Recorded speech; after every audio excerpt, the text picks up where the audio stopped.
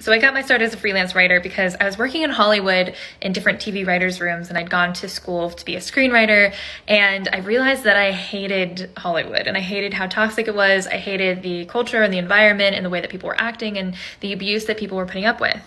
And I wanted to travel the world, and I wanted to do so much more, and I had so many things that I wanted to accomplish, and I couldn't do that if I was in a situation that wasn't actually supporting me or helping me. And I saw so much more possibility in freelance writing than Hollywood, which sounds crazy if you're an outsider, but if you work in Hollywood, you know exactly what I'm talking about. From there, I just started offering my services as a writer back when I was an assistant working on shows, and I just would write copy and other content for anybody. And then I actually became full-time freelance on memoir ghostwriting. That was my first niche that I really was full-time on.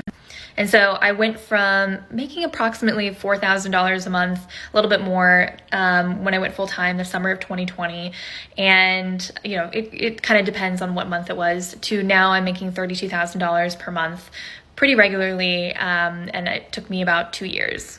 So while I started kind of freelancing about 5 years ago on the side of a full-time job, I usually do recommend people to go full-time as quickly as possible, because the moment that you realize that you have to freelance in order to make a living, it changes something in your brain, and your career just takes off differently. If you're burning yourself out by freelancing on top of a full-time job, you can do that for a while to build up savings and build up a client base. But really, the moment that you commit to going full-time freelance, everything changes. Speaking from experience, because I went from $4,000 a month to $32,000 a month because I fully committed to freelance and this lifestyle, and I wasn't half in, half out like I was before.